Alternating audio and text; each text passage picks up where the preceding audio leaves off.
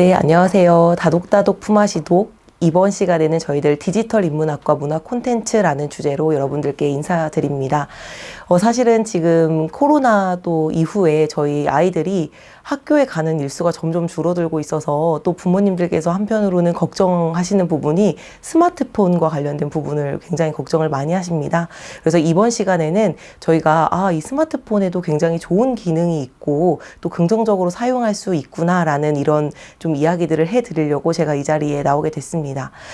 자, 지금 요즘 보시면 아이들 스마트폰 하시는 모습 참 답답하시죠?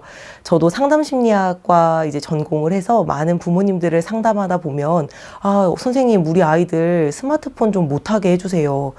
진짜 이거 좀 그만 좀 하게 해주세요. 이런 어머님들의 그 손에 이끌려서 아동들이 많이 또 상담실에 내원을 합니다.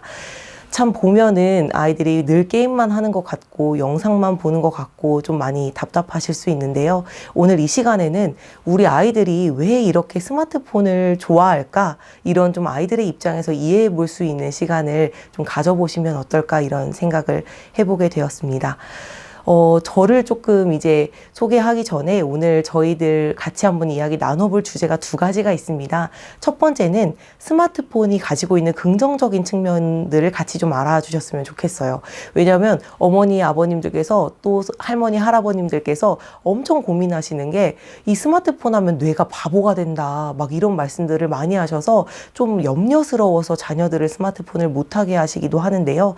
두 번째랑 연결되는 주제로 올바르게만 잘 사용할 수 있도록 안내를 해주신다면 이 시대에 앞으로 그리고 더 급변하는 시대에 우리 아이들이 훨씬 더 스마트하게 또 이 세상을 잘 살아갈 수 있는 도구가 될 수 있다라는 말씀을 좀 드리고 싶습니다. 자, 그러면 제 소개를 조금 드릴게요. 네, 안녕하세요. 저는 전경옥이라고 하고요. 저는 현재 이제 전주대학교 상담심리학과 박사를 졸업하고 또 학부에서 학생들을 이렇게 과목을 가르치고 있습니다. 그리고 이제 저에게는 좀 특별한 이력이 있는데요. 제가 지금 사진을 좀 찾아보니까 한 2014년도에서 17년도 한 3년 정도는 제가 스마트폰 중독 예방 강의를 굉장히 많이 했습니다. 그래서 유치원 아이들부터 그리고 부모님들 그리고 지금 사진에서 보시는 것과 같이 군부대까지 가서 스마트폰 중독이 되게 좋지 않다 이런 이야기들을 많이 했었는데요. 그렇다면 제가 어떤 지금은 강의를 하고 있을까요? 물론 상담심리와 관련된 강의도 하고 있지만 제가 요즘에 주력으로 또 하고 있는 강의 중에 하나가 SNS 마케팅 강의를 하고 있습니다. 그래서 SNS 마케팅 그리고 SNS 브랜딩과 관련된 강의를 하면서 많은 소상공인들과 개인이 SNS를 통해서 자신들이 하고 싶은 일을 좀 조력하는 일들을 하고 있습니다. 그러다 보니까 저에게는 이런 스마트폰이라고 하는 것이 참 양날의 검처럼 느껴졌습니다. 한쪽은 이거 정말 쓰면 안 돼. 이거 중독에 걸릴 수 있어. 위험해. 라고 하는 이런 측면에서도 꽤 오랫동안 공부를 하고 전달했던 이런 전달자였고요. 또 한쪽으로는 이거 적극 사용해야 된다. 스마트폰에 하루 종일 나의 일상이 공유가 되어야 된다. 라고 말하는 지금의 저의 모습까지 참 이게 저도 굉장한 과도기를 거치면서 이 자리까지 온 것 같습니다. 그래서 제가 이러한 스마트폰 중독 예방 강의부터 SNS 마케팅 강의를 하기까지 스마트폰이 가지고 있는 많은 부정적인 측면들도 물론 있습니다만 앞으로의 시대의 흐름에서는 꼭 왜 사용을 해야 되는가라는 측면을 오늘 좀 말씀을 드리도록 할게요. 그러면 요즘 사실 이 단어를 빼놓고 저희가 좀 이야기를 하기가 어려운데 요즘 저희 시대의 4차 산업혁명 이런 말씀들 저희 학부모님들 굉장히 많이 들어보셨을 거예요. 그래서 자녀들 코딩 교육 시켜야 된다. 자녀들 뭔가 창의적인 인재로 길러야 되는데 어떻게 할까? 이런 고민들 굉장히 많이 하시고요. 그리고 또 4차 산업혁명 이게 명확히 어떤 단어인지를 잘 모르니까 저희들은 어떤 생각을 많이 하냐면 드론, AI 그리고 사물 인터넷이라고 하는 IoT, 이런 어려운 단어들만 4차 산업혁명이다라고 생각을 하면서, 이거 되게 우리랑 좀 먼 이야기고 굉장히 기술적인 이야기 아니야? 라고 생각을 하셨을 거예요. 저도 마찬가지고요. 그런데 이 4차 산업혁명을 저희에게 가장 잘 설명해 줄 수 있는 단어를 제가 책에서 발견을 했습니다. 바로 포노사피엔스라고 하는 이런 단어인데요. 이 책이 이제 최재분 교수님이라고 하시는 분이 지으신 책인데, 이 포노사피엔스라고 하는 단어를 잘 기억해 주시면 좋겠어요. 이게 무슨 뜻이냐면, 포노라고 하는 뜻은 라틴어로 스마트폰이라고 하는 뜻을 가지고 있고요. 사피엔스는 인류, 인간이라는 뜻을 가지고 있어서, 이 뜻은 스마트폰이 우리 몸의 신체의 일부인 사람들을 지칭하는 단어가 바로 포노사피엔스라고 합니다. 그래서 그런지 요즘 아이들은요, 이제 앞으로 살아갈 때 어떻게 스마트폰이 활용이 되냐면, 제7의, 우리가 오장육부라고 우리의 몸을 표현하는데, 제7의 장기를 바로 스마트폰이다라고 이렇게 표현을 하고 있습니다. 그런데 한번 생각해 보세요. 저희 부모님이나 할머님들 세대에서는 이 스마트폰이라고 하는 게 전혀 없었어요. 항상 뭐 책을 읽으시고 아니면 직접 경험하신 그런 삶의 지혜로 삶을 굉장히 성실하게 살아오셨던 이 부모님들이 자녀를 봤을 때 이 핸드폰에 뭔가 노예가 된 것 같은 이 자녀들을 볼 때 얼마나 염려가 많으시겠어요. 혹은 이해가 잘 안 되시겠죠. 그러다 보니까 제가 이런 시대를 한번 구분해서, 우리 어머니, 아버님 때는, 혹은 우리 자녀들의 세대 때는 어떠한 세대로 지금 변화하고 있구나라고 하는 것들을 지금부터 한번 소개시켜 드려볼게요. 그러니까 우리 자녀들을 한번 이해하시는 측면으로 들어주셨으면 좋겠습니다. 자, 세대별 디지털 기기를 어떻게 사용하는지를 좀 말씀드릴게요. 일단은 저희가 다 아시다시피 베이비붐 세대라고 하는 세대가 있죠. 1950년대에 태어나신 분들부터 1964년까지를 베이비붐 세대. 이때는 굉장히 이제 자녀 출산율이 너무너무 높아서 막 학교를 이부제로 다녔던 그런 때라고 저도 들었습니다. 이때는 아날로그가 중심이었어요. 저희 뭐 어머니, 아버지, 또 빠르게 또 할머니, 할아버님들이 되신 분들은 이해가 되실 텐데, 뭐 저희들 사랑 고백을 하실 때도 말로 표현하는 것보다 손편지로 하셨던 게 굉장히 익숙했던 시대였고요. 이제 이 뒤에가 무슨 세대냐면 X세대입니다. X세대는 1965년부터 1980년까지 태어나신 이 세대를 의미하는데, 이때는 디지털 이주민이라고 불러요. 뭐냐면 갑자기 디지털의 세계로 우리가 딱 떼어서 옮겨다 놓은 느낌. 그러니까 아날로그 감성이 충분히 우리에게 있음에도 불구하고 갑자기 시대가 변하면서 디지털 이런 환경에 적응을 해야 되는 시대가 바로 X세대였습니다. 이때 뭐 다들 기억이 나실 텐데, 삐삐부터 시작해가지고 뭐 핸드폰 굉장히 무거웠던, 걸면 걸리는 걸리버 뭐 이런 핸드폰들 사용하셨던 이런 시대, 그리고 인터넷도 천리안 나우누리 이런 것들을 활용하셨던 세대라고 볼 수가 있겠고요. 그 다음이 밀레니얼 세대입니다. 제가 해당되는 세대인데요. 이때는 이제 디지털 유목민이라고 부릅니다. 디지털 노마드라고도 부르는데요.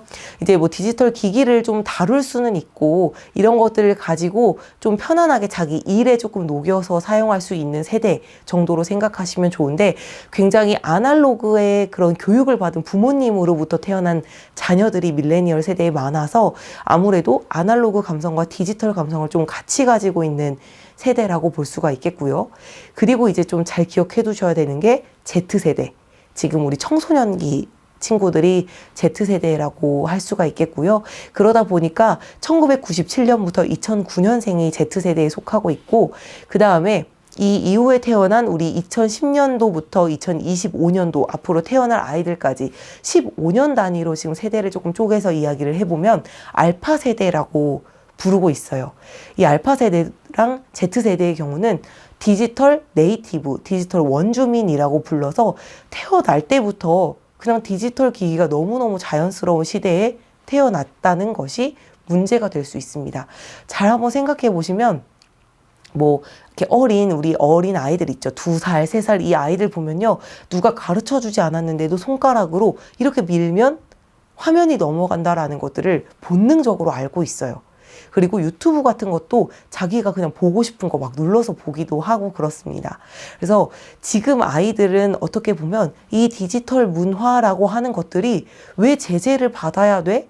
왜 이거를 잘 못됐다고 해? 라고 하는 것부터가 약간 어른하고의 그 개념에 굉장히 많은 차이가 벌어질 수 있어요.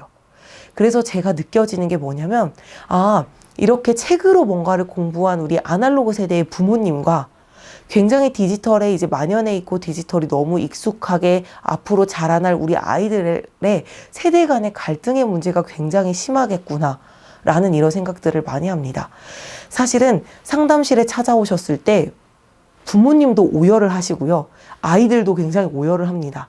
그 이유가 뭐냐면 부모님은 이 애가 커서 뭐가 될까 답답해서 그렇고요. 아이들은 이러한 자신을 이해해주지 못하는 부모님들 때문에 굉장히 오열을 많이 하고 있습니다. 그래서 오늘은 이런 서로의 세대를 조금 이해해 봄으로써 그 스마트폰이 꼭 안 좋은 영향만을 주는 것은 아니다. 저희가 아까 양날의 검을 생각해 보셨을 때 누군가에게 칼이라고 하는 도구는 누구를 죽일 수 있는 굉장히 위험한 도구가 될 수도 있지만 또 요리사나 의사 선생님께 이 칼이 간다면 생명을 살리거나 맛있는 음식을 만들어주는 이런 도구가 될 수 있기 때문에 저희가 오늘 세대를 조금 이해해 보면서 아이에게 요리를 잘할 수 있는 도구로 스마트폰을 사용할 수 있도록 안내해 줘야지.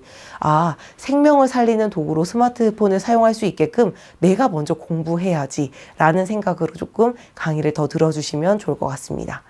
자, 그러면 스마트폰 이제 조금 어떻게 생각이 바뀌셨을까요? 과연 못하게 하는 게 답일까요? 전혀 그렇지 않습니다. 어떻게 쓰게 하느냐 이것들을 고민해 보시면요. 아이들이요 신기하게 상담을 하고 나면 물론 부모님이 이제 상담자랑 잘 협조를 해주셨다는 이런 가정하에 보면은 상담이 끝난 다음에 어떤 현상이 벌어지냐면 자기 조절을 하기 시작해요. 굉장히 스스로 쓸 때 쓰고 스스로 하지 않아야 할 때는 하지 않습니다. 이렇게 되도록 목적을 그렇게 목표를 두시고 한번 강의를 들어주셨으면 좋겠습니다. 자, 그럼 긍정적 측면 이야기를 들어가 볼게요. 첫 번째로는 제가 오늘 3가지의 연결을 가지고 테마를 조금 말씀을 드려볼 텐데 첫 번째는 관계의 연결이라는 차원으로 말씀을 드려볼게요. 여기에 보시면 지금 제가 4가지의 뭔가 로고를 가지고 왔어요. 저희 부모님들 이 4가지 로고 혹시 어떤 건지 아실까요? 네, 이 4가지의 로고는요, SNS 로고를 제가 가지고 왔습니다. 저희가 소셜 네트워크 서비스라고 줄임말이라는 건 다들 아실 텐데 사회적 연결망을 뜻하는 SNS 이 채널인데요. 저희 부모님들 혹시 이것들 중에 하고 계시는 채널 있을까요? 제가 지금 가지고 온 채널들은 물론 이 외에도 많은 SNS가 있지만 대한민국에서 가장 유명한 채널 그리고 우리 자녀들이 많이 활용하는 채널들을 한번 가지고 왔습니다. 먼저 첫 번째는 가장 많이 보는 유튜브인데요. 유튜브 우리 부모님들도 많이 보시죠. 요즘에 미스터 트롯 이제 끝나가지고 그거 다시 보시기도 하고 팬텀싱어 이런 것들도 다시 보기도 하시고요. 이 유튜브는 어떤 기능들을 하는 플랫폼이냐면 영상이 주를 이루는 플랫폼입니다. 그래서 이제 과거에는 뭔가 텍스트가 익숙해졌다면 텍스트에서 이미지로 진화가 되고요. 이미지에서 영상으로 진화가 되는 이 시점에서 굉장히 이제 활발하게 돈을 많이 벌고 있는 채널이 바로 유튜브인데요. 이 유튜브가 가지고 있는 긍정적인 측면으로는 불안이나 우울감, 또 분노나 외로움 같은 이런 부정적인 감정을 굉장히 많이 감소시켜 줍니다. 네, 왜냐하면 혼자라는 느낌을 들지 않게 해주죠. 진짜 앞으로는 이제 저희가 다뤄야 되는 많은 질병들 중에 정말 신체적인 질병도 있지만 심리적인 질병도 굉장히 많은데요. 이러한 불안, 우울, 분노, 외로움 같은 것들을 유튜브가 굉장히 많이 정화하는 데 도움을 주고 있습니다. 선생님 아니던데요? 우리 애들 맨날 게임하는 거 보고 막 이상한 애들 나와가지고 욕하는 채널 보던데요. 이거는 이 내부에 있는 콘텐츠의 문제라고 생각이 들어요. 저희 부모님들 책 세대 때 한번 생각해 보시면 책 맨날 막 좋은 명작들만 읽으셨나요? 왜 그 아래에 그런 어둠의 세계에서 돌아다니는 굉장히 야한 잡지들도 많았고 저도 이제 어렸을 때는 스마트폰이 2008년도에 나왔기 때문에 제가 어렸을 때도 핸드폰이 없었던 때였는데 그때도 굉장히 이렇게 엄청 웃긴 책이라던가 선정성이 엄청 높은 책이라던가 폭력적인 책들은 언제나 있었습니다.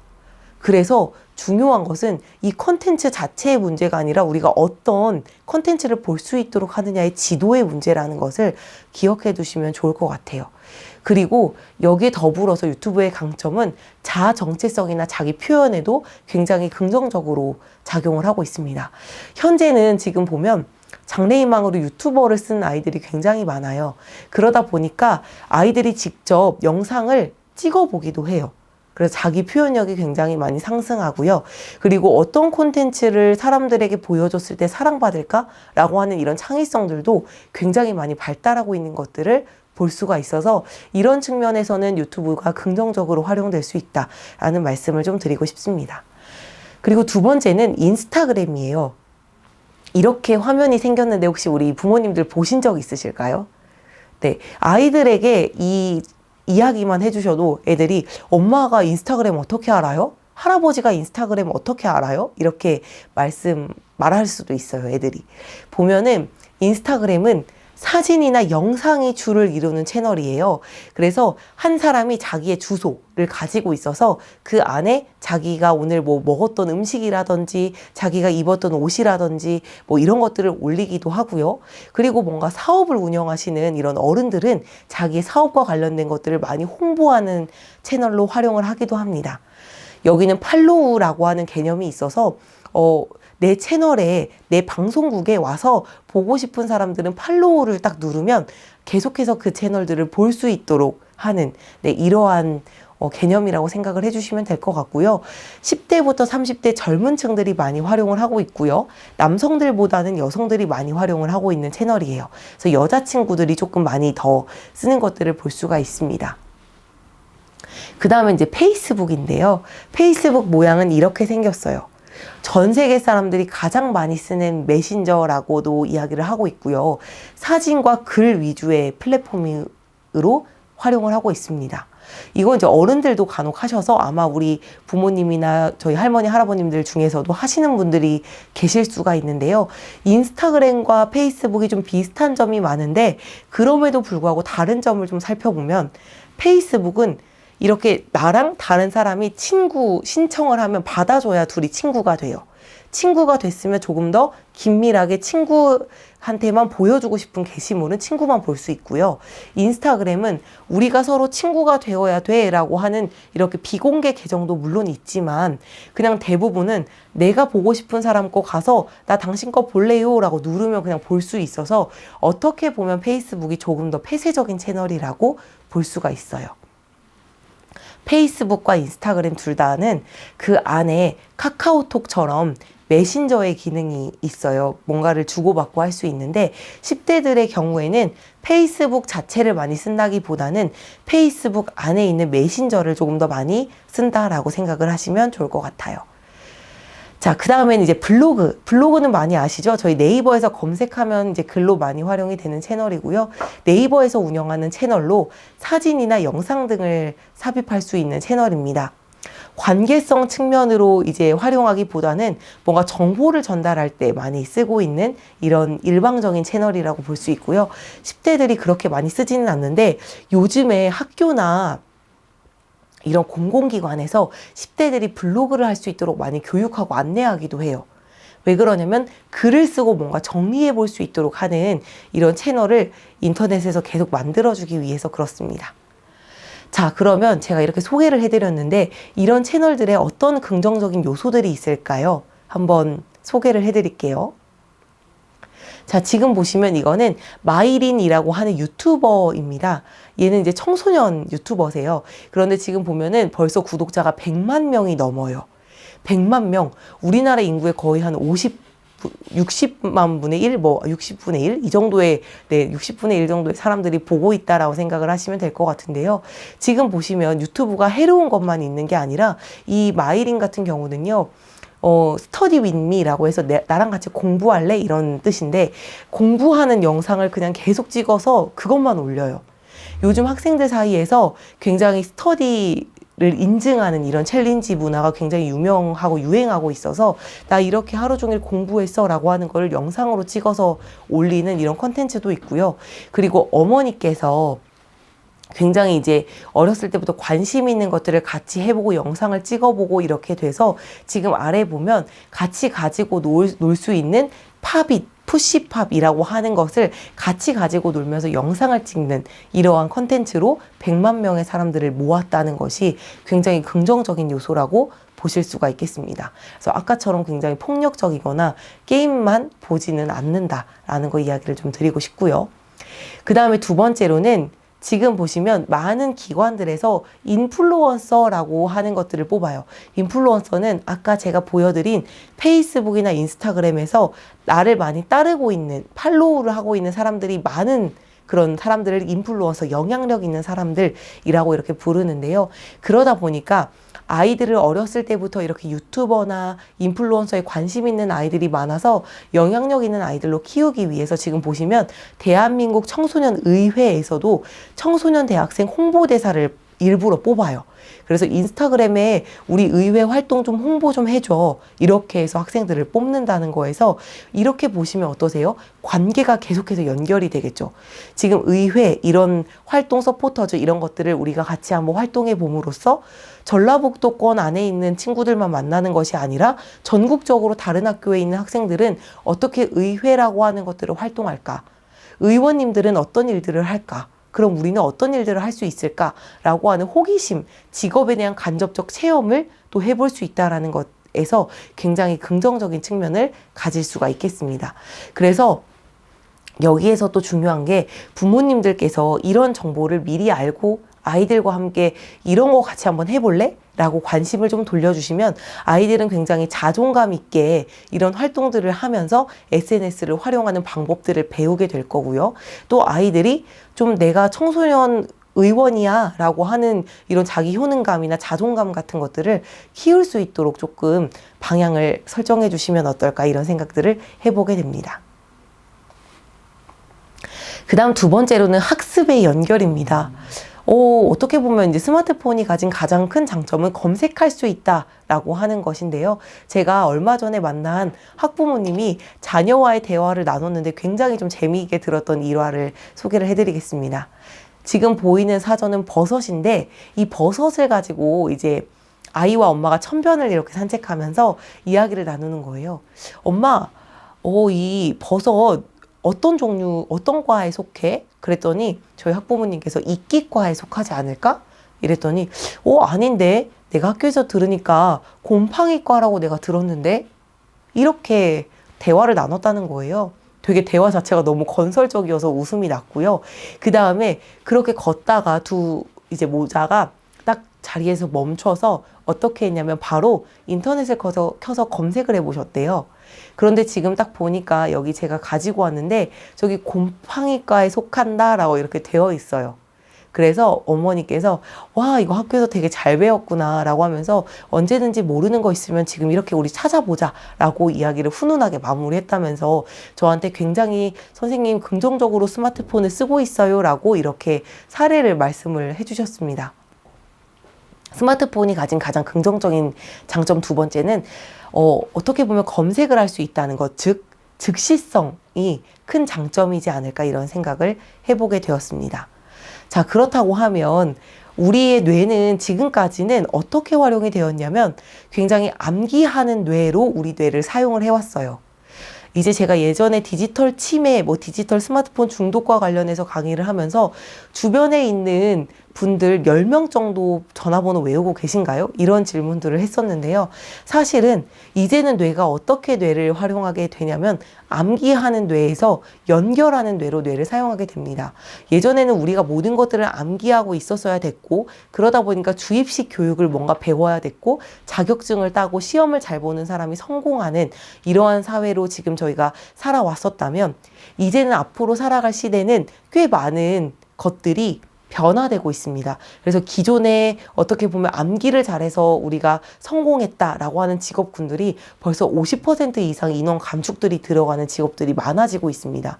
그러다 보니까 이제는 있는 것들을 가지고 어떻게 융합하고 연결하느냐를 우리는 굉장히 중요하게 생각을 해야 되고요. 그러다 보니 이렇게 우리가 머릿속으로 외워야 되는 거 굳이 외우지 않아도 스마트폰으로 찾아서 우리가 이런 것들은 검색할 수 있어. 중요한 건 이 검색한 결과를 어떻게 재창조해서 네 것으로 만들 건지를 가르치시는 것이 중요합니다. 자, 그러면 아날로그인 부모님과 지금 디지털 시대를 살아가야 될 우리 자녀들은 어떻게 교육 방식을 가져가야 될까요? 저는 이렇게 좀 제안을 드리고 싶습니다. 지금 우리 아이들 어렸을 때부터 경제를 많이 가르치세요. 그래서 경제를 많이 가르쳐서 돼지저금통에 돈 넣는 것부터 가르치시고, 또 세배하고 나면 어때요? 세뱃돈 엄마가 통장에 넣어줄게. 아, 다 네 돈이야. 막 이렇게 말씀을 하시죠. 그런데 과거에는 이렇게 통장 개설하는 방법들을 은행에 가서 가르치셨다면, 이제 미래에는 어떻게 해야 되느냐? 같이 스마트폰을 열고 뱅크를 다운받아야 돼요. 그러니까 은행 어플을 다운받아서 은행을 개설하고, 이 안에서 공인인증서를 어떻게 발급받고, 이런 것들을 아이들에게 가르쳐 주셔야 됩니다. 은행 어플을 활용하는 방법. 그리고 요즘에 보니까 이제 중학생 학부모님들이 많이 저에게 말씀을 해주시는데, 아이들 주식을 가르치신대요. 그래서 지금부터 장기적 안목을 가지고 어떻게 투자하는지를 가르치시고, 주식 계좌를 같이 개설해서 아이에게 직접 투자하는 방법을 가르치신다고 하더라고요. 중요한 건 뭐냐면, 부모님께서 은행 어플 활용 방법을 모르시면 자녀들은 절대 배울 수 없어요. 물론 나중에 커서는 배울 수 있겠죠. 근데 어린 때는요. 그래서 만약에 부모님들께서 이런 것들을 안내해주고 싶다고 하시면, 네, 두려워하지 마시고 먼저 한번 이거를 해보시기를 추천해 드립니다. 저희에게는 유튜브라고 하는 좋은 선생님이 있어서 은행 어플 활용 이렇게 검색만 하셔도 굉장히 많은 은행 어플을 다운받고 활용하실 수 있는 방법을 알려줄 거예요. 자, 그러면 또 다른 주제. 지금 코로나 때문에 저희들 많이 못 나가죠, 밖에. 그래서 앞으로는 아이들에게 장 보는 방법을 가르쳐 주셔야 될 게 아니라, 인터넷 쇼핑을 어떻게 하면 할 수 있을까? 이거를 가르쳐 주셔야 돼요. 저희 부모님들 쿠팡 활용해 보셨어요? 쿠팡 밤 12시까지만 주문하면 어떻게 되죠? 다음 날에 바로 배송이 됩니다. 이런 편리한 시대에 우리가 살고 있어요. 코로나가 종식되기를 물론 기다리고 있고, 저희가 많이 접촉을 해서 사람들을 만나서 새롭게 뭔가 만나고 이런 만남을 갖기를 다들 원하시지만, 중요한 건 코로나가 끝나도 이 이전으로는 절대 돌아가지 못해요. 혼돈 속에 이미 질서를 자리 잡은 몇 가지 것들이 있습니다. 화상회의라든지 이렇게 온라인 구매라든지 이런 것들은 앞으로 시장이 훨씬 더 커질 전망입니다. 그래서 아이들에게 어떤 부모님들은 또 이렇게도 하세요. 아이들이 가지고 있는 물건을 인터넷 쇼핑몰을 직접 개설해 보게 하는 것. 저희가 왜 세포마켓이라고 하잖아요. 아이들 한 명 한 명, 사람 한 명 한 명이 모두 다가 자기가 가진 물건들을 판매해 볼 날이 온다라고 하는 이런 세포마켓이라고 하는 측면에서 아이들에게 쇼핑 사이트를 어떻게 활용할 수 있을지 가르치는 것도 매우 중요한 것 중에 하나라는 말씀을 좀 드리고 싶습니다. 그 다음에는 또 어떠세요? 자, 지금 또 보여드릴 건데, 학과 선정. 학과나 직업에 대해 선정할 때 지금까지 부모님들은 너 뭐 하고 싶어? 뭐 좋아해? 라고 하던지, 아니면 학교 선생님과 면담을 통해서 이런 것들만 무조건 결정하시려고 하셨던 경우가 많습니다. 어떻게 하다가 안 되면 지문 검사를 하세요. 그래서 우리 아이가 태초에 태어날 때부터 가지고 있었던 기질상 좋은 게 뭔가요? 이런 것들까지 물어보시는 경향이 있는데요. 지금은 이제 어떻게 할 수 있냐면, 직업에 대해서 막연하게 생각하도록 아이를 괴롭히시는 것이 아니라 같이 직업의 정보를 찾아볼 수 있는 사이트들이 워낙 많습니다. 그래서 직업인 인터뷰도 해보실 수 있고요. 혹은 이 직업인 인터뷰를 보고 직접 찾아가 보실 수도 있고, 아니면 아이를 대리 경험시켜 줄 수 있는 플랫폼이 엄청 많습니다. 그래서 이런 식으로 아이들을 먼저 교육하셔야 되는데, 부모님들께서 스마트폰에 대해 부정적인 생각만 가지고 계신다면 어떻게 아이들에게 이러한 교육들을 해주실 수 있을까요? 네, 그러면 저희가 이것뿐만 아니라 드론, AI와 관련된 다양한 기술들을 이 인터넷을 통해서 배울 수 있습니다. 유튜브는요, 정말 좋은 채널이에요. 유튜브를 통해서 정말 많은 기술들을 배울 수 있어서 아이들에게 어떤 장래희망을 가지고 있는지를 먼저 한번 탐색해 볼 수 있도록 돕고, 그와 관련된 많은 직업들을 같이 한번 찾아보고 정보를 찾고 공부할 수 있도록 가르치는 것, 매우 중요한 숙제가 되셨습니다. 네, 그러면 마지막으로 장점 세 번째 말씀을 드릴 건데요. 바로 콘텐츠의 연결입니다. 지금 보시면 부모님들께서도 저를 영상으로 보고 계시죠. 저희가 사실은 코로나가 이렇게 창궐하지 않았다면 직접 만나서 인사를 좀 드릴 텐데, 영상으로 이렇게 만나보고 계시잖아요. 이게 바로 콘텐츠라고 하는 것입니다. 이런 콘텐츠들이 앞으로는 굉장히 더 많이 늘어날 거예요. 과거에는 저희가 매스미디어라고 하는 이런 미디어 속에서 살았습니다. 매스는 거대한이라는 뜻을 가지고 있고요. 우리가 가장 크게 생각하는 뉴스, 라디오, 신문 이런 데서 일방적으로 정보를 가공해서 송출하는 이런 내용들로만 우리는 정보를 받아들일 수밖에 없었어요. 그러니까 양방향 소통이 아니라 그들이 하고 싶은 말을 하면 우리는 그냥 듣는 정도로 이렇게만 생각을 했었는데요. 지금은 어떻게 이게 바뀌었냐면 1인 미디어 시대로 변하게 되었습니다. 그래서 지금은 내가 방송국이 되어서 내가 원하는 프로그램을 기획하고 만들어서 송출할 수 있는 이런 시대가 되었어요. 그러다 보니까 아이들이 영상 편집이나 사진 보정 이런 것들을 지금은 많이들 배우고 있습니다. 그리고 카드뉴스라고 이미지에 글자를 넣는 카드뉴스 교육 이런 것들도 굉장히 많이 배우고 있고요. 저도 실제로 중학교 학생들을 영상 편집, 카드뉴스 이런 것들 강의를 굉장히 많이 하고 있습니다. 그래서 이런 필요한 정보들 있죠. 이런 필요한 정보들을 애들이 잘 취합해서 새로운 콘텐츠를 만들어가고 그걸로 어떻게 보면 본인의 직업을 창직하는 이러한 시대가 바로 요즘 시대가 되었다라는 말씀을 드리고 싶습니다. 그래서 부모님들께서는 이러한 점에 대해서 스마트폰에 대해서 먼저 관심을 가지고 먼저 한번 어떤 것들이 있는지 자녀에게 가르쳐주고 정보를 주시려면 정말 열린 마음으로 긍정적인 것들을 많이 검색해 보시고 어떻게 하면 스마트폰 잘 쓸 수 있는지를 좀 많이 보시면 좋을 것 같아요. 자, 그러면 이렇게 해서 스마트폰의 긍정적인 연결의 관점으로 3가지의 연결을 저희가 살펴봤습니다. 그럼에도 불구하고 많이 하시는 질문들이 있으세요. 그래서 많이 하시는 질문 3가지를 제가 한번 준비해 봤고요. 이 3가지의 질문을 답변해 드리면서 한번 궁금증을 해소해 보도록 하겠습니다. 자, 첫 번째 질문은요. 우리 아이 스마트폰 지금 과의존하고 있는 상태인가요? 라고 하는 질문들을 많이 주시는데요. 사실은 과의존이라고 하는 이 경계가 이제 점점 모호해지고 있어요. 왜냐하면 아까도 말씀드렸지만 스마트폰이 제7의 장기가 됐기 때문에 그렇습니다.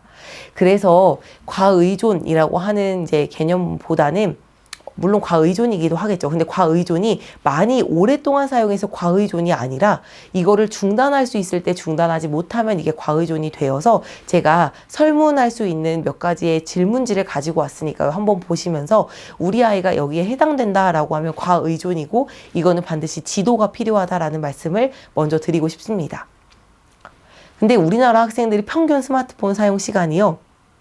한 3, 4시간 정도 이상이 되고 있습니다. 주말은 훨씬 더 많이 사용하고 있고요.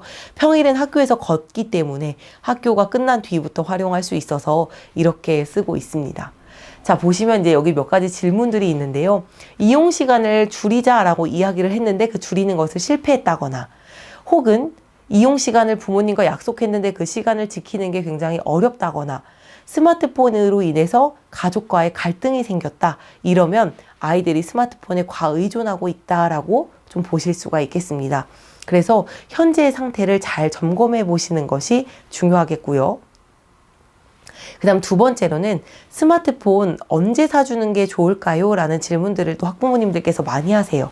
아직 자녀들이 초등학교 저학년이어서 스마트폰 사줄까 말까 지금 고민하고 있는데 강사님 스마트폰 언제쯤 사주면 좋을까요? 이런 거 많이들 물어보시는데요. 지금 보시면 뇌의 발달과 좀 연결해서 스마트폰 사용 시기를 결정하시면 좋을 것 같아요. 일단 뇌의 발달 단계가 총 6단계로 이루어져 있는데 8살부터 12살, 초등학교 이때쯤은 4단계에 해당하는 단계라고 합니다. 이때는 측두엽과 두정엽이라고 하는 뇌 기관들이 성인 수준으로 발달하고 있어서 왜 우리 뭐 뉴런이라는 말 들어보셨죠? 시냅스 연결이 잘 돼야 된다, 시냅스의 연결이 돼야 된다 이런 말들이 있는데요. 두뇌 성장의 결정적 시기가 12살이래요. 그래서 12살 이전에는 가급적이면 이런 영상에 많은 노출이 도움이 되지는 않습니다, 사실은. 그리고 영화들 있죠.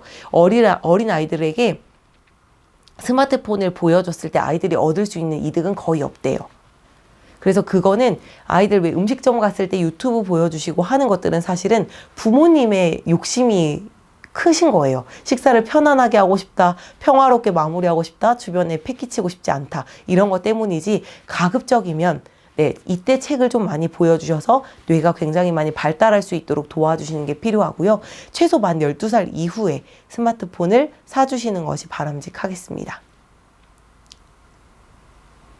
그리고 마지막 세 번째로는 독서 지도에 대해서 많이 물어보세요. 저희 지금 다독다독이어서 한번 준비를 해봤는데요. 독서를 한번 생각을 해보시면 지금 저희가 읽는 세대에서 보는 세대로 이렇게 넘어오는 세대예요. 그러다 보니까 함께 책을 좀 읽을 수 있도록 부모님이 안내를 해주시고 그 책을 읽고 났으면 책에서 가장 인상 깊었던 장면 하나를 뽑아서 영상으로 다시 한번 만들어 볼 수 있도록 이렇게 지도를 해주시면 아이들이 가장 머리에 오래 남길 수 있고요. 앞으로는 또 창의력이 굉장히 중요한 역량이 되기 때문에 창의력도 굉장히 좋아질 수 있다라고 말씀을 드릴 수가 있겠습니다. 네, 그러면 이제 마지막 파트로 어떻게 지도해야 될까라고 하는 것들만 좀 제안을 드리고 오늘 좀 저희가 인사를 드리려고 합니다. 지금 보시면 핸드폰을 구입하고 나서 아이들과 갈등이 굉장히 많이 일어나시는데요. 제가 생각했을 때는 아이들에게 직접 가르치셔야 할 것이 있고요. 아이들과 의논하셔야 될 것이 있습니다. 분명하게 가르쳐 주셔야 할 것은요. 핸드폰 구입 전에 가르치셔야 돼요. 그리고 핸드폰을 구입하기 전에 규칙까지도 세워보시면 너무 좋겠지만 만약에 그럴 수 없다면 이미 사버렸다면 지금이라도 규칙을 같이 정해보시는 게 매우 중요합니다. 지금 보시면 아이와 싸우지 않는 디지털 적기 교육이라고 하는 책을 제가 거기서 발췌를 해서 가지고 왔는데요. 여기에서 부모님이 아이들 핸드폰 사줄 때 몇 가지 한번 이런 이야기들을 가르쳐야 된다라고 하는 것들이 있어서 한번 준비를 했습니다. 자, 제가 한번 읽어드려 볼게요. 이 스마트폰은 원칙적으로 엄마 거야. 엄마라고 제가 그냥 넣어볼게요. 엄마가 구입했고 요금도 엄마가 내주는 거니까 이 스마트폰은 네가 나한테서 빌려 쓰는 거지. 그러니까 스마트폰 비밀번호는 엄마한테 알려줘. 엄마가 억지로 들어가진 않을 건데 비밀번호는 좀 알고 있어야겠어. 그 다음 세 번째, 전화가 오면 예의를 지켜서 받았으면 좋겠어. 엄마나 아빠, 할아버지 등 가족이라고 전화를 일부러 안 받거나 그러면 절대 안 돼. 가르쳐 주셔야 돼요. 이런 교육을 혹시 해보셨을까요? 가르쳐 주셔야 되고요.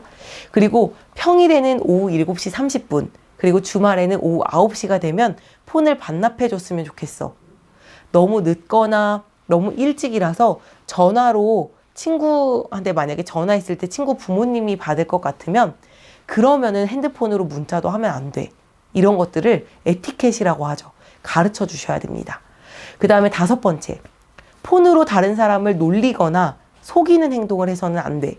그리고 다른 사람들의 뭔가 욕을 하는 이런 대화들에는 절대 끼지 말고 다른 사람에게 친절하게 대해야 돼. 라고 하는 것들을 가르치셔야 돼요. 그리고 여섯 번째, 얼굴을 보고 하지 못할 말은 전화, 문자, 이메일로도 절대 하면 안 돼. 네, 알려주셔야 됩니다.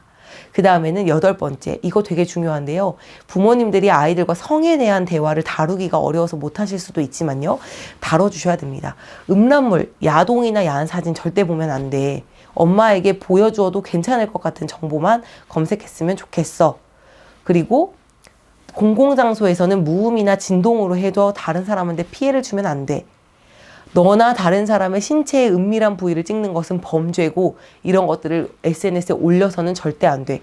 아무리 너의 중요한 부분, 네 몸이라고 해도 이걸 한번 올리게 되면 절대로 얘는 돌이킬 수 없어. 라고 하는 것들을 가르쳐 주셔야 됩니다. 그리고 사이버 공간에는 무엇이든지 한번 올리면 완전 지우기가 어렵다. 라는 거 가르쳐 주셔야 됩니다. 아이들이 간혹 가다가 자기 그 상반신 이런 것들을 노출해서 사진을 올리는 경우들이 있어요. 근데 이게 나중에 못 지워서 굉장히 심리적 트라우마를 가지고 상담실에 내원하는 친구들이 있거든요. 절대로 가르쳐 주셔야 되고요. 이거 외에도 이제 16가지가 있는데요. 혹시 관심 있는 부모님들은 인터넷에 검색해 보시거나 책을 한번 구입해서 읽어보시면 도움이 되실 것 같습니다. 네, 그래서 이렇게 가르쳐 주시기만 하면 스마트폰을 긍정적으로 활용할 수 있는 방법을 가르쳐 주시는 게 필요하고요. 이렇게 안내를 딱 했다. 가르치는 측면은 부모가 자녀에게 그냥 일방적으로 딱 가르쳐 주셔야 돼요. 안내를 해 주셔야 되는 거고, 그 다음에는 규칙을 정하시는 게 필요해요. 그래서 아이에게 하루에 얼마나 사용하면 좋을까? 미리 아이의 입으로 정해보게 하고요. 그거를 종이로 아이 손으로 기록하게 하고 서명할 수 있도록 안내하시면 더 좋습니다. 그리고 두 번째, 예를 들면 잠잘 때는 어디에 보관하는 게 좋을까? 네, 이런 게 되게 필요하고요. 세 번째는 만약에 엄마랑 이렇게 약속을 했는데 약속 지키지 않았을 때는 어떻게 해야 되지?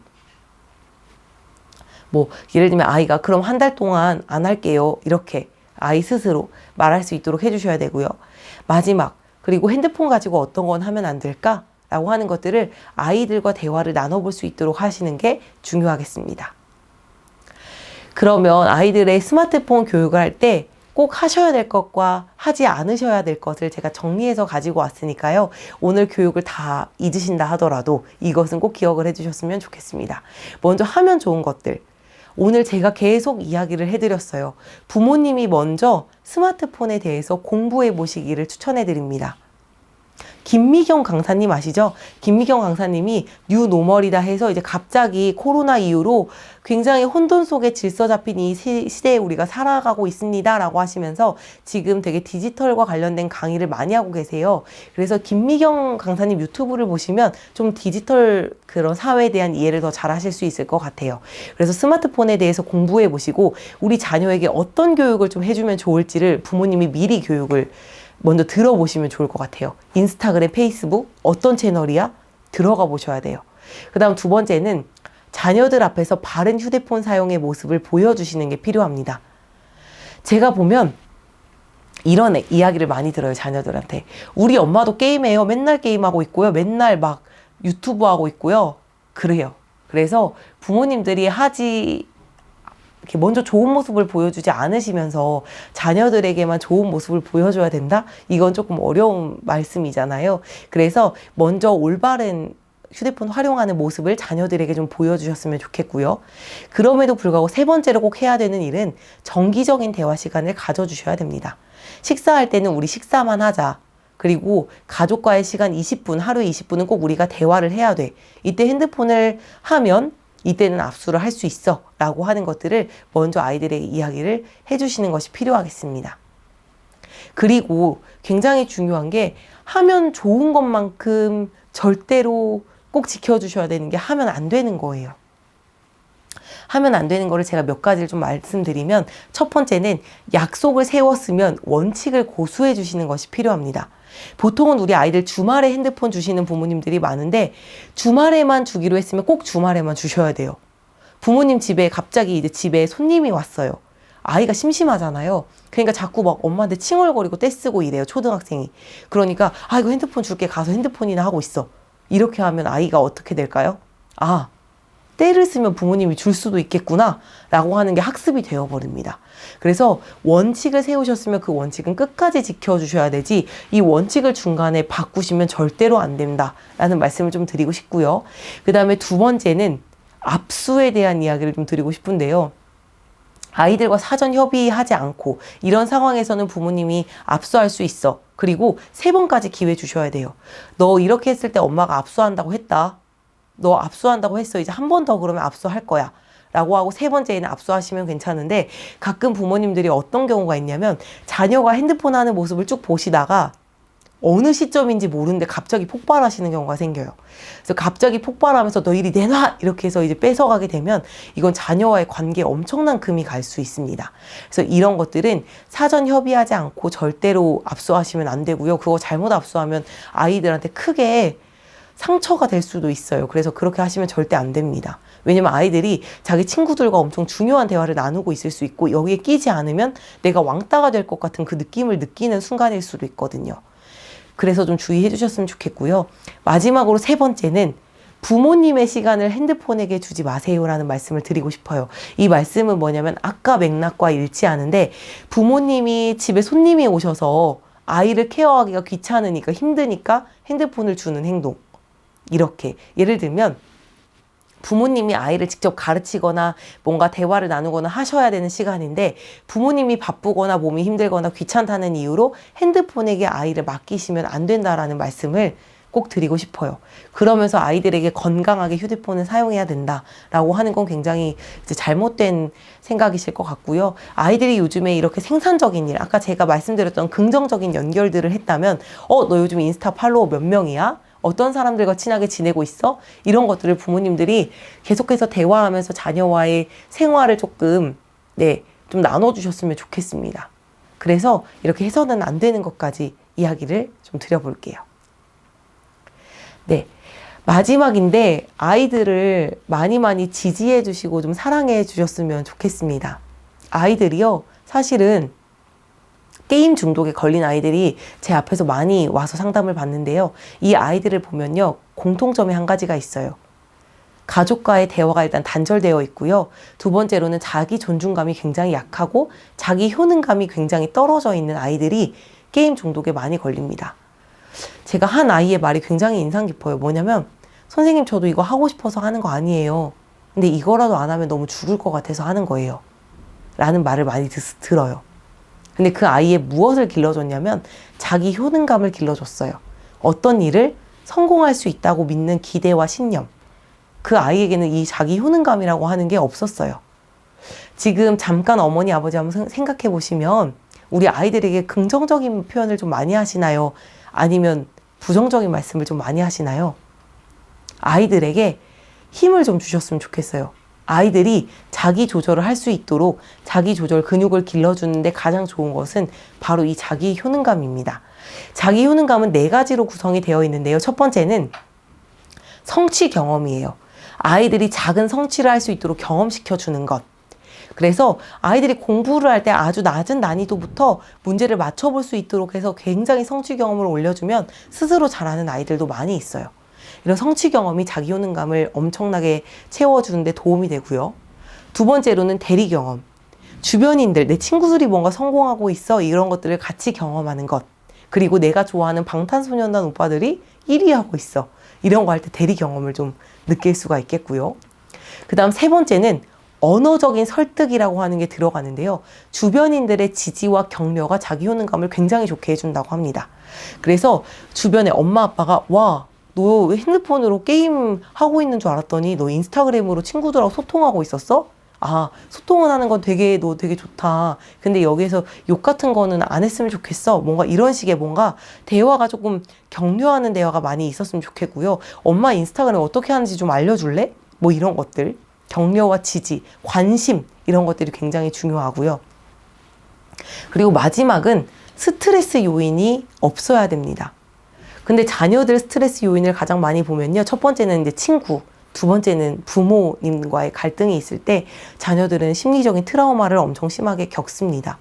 그래서 이러한 것들을 아이들이 스마트폰의 긍정적인 기능도 알았고 긍정적인 기능으로 사용할 수 있게끔 우리가 지도를 한다면 이 자기 효능감을 좀 높일 수 있도록 긍정적인 언어를 많이 써주시면 어떨까, 이런 생각을 좀 해보게 되었습니다. 네, 이렇게 해서 저희들이 오늘 같이 한번 디지털 시대에서 우리가 잘 알아야 되는 문화 콘텐츠에 대한 이야기들을 좀 해보면서요. 스마트폰 긍정적인 효과, 긍정적 요소에 대해서 조금 알아봤습니다. 첫 번째로는 저희가 스마트폰 연결의 3가지 중에서 첫 번째는 관계의 연결, 두 번째는 정보의 연결, 세 번째는 콘텐츠의 연결에 대한 이야기를 해봤어요. 그러면서 관계의 연결은 우리가 SNS를 좀 긍정적으로 활용하면 많은 기회를 얻을 수 있다라는 이야기들을 제가 좀 드렸고요. 두 번째는 저희가 정보의 연결에 대한 이야기를 좀 하면서 이제 앞으로 아이들이 자라가야 되는 시대는 책에서 뭔가 배울 수 있는 시대가 아니고 경험에서 배울 수 있는 시대가 열리고 있습니다. 그래서 스스로 경험한 것들을 정리할 수 있도록 뭔가 찾아보고 느껴보고 SNS에서 뭔가 그 은행 계좌 개설하는 방법을 안내해 준다거나 뭐 이런 것들을 좀 해볼 수 있도록 돕는 것.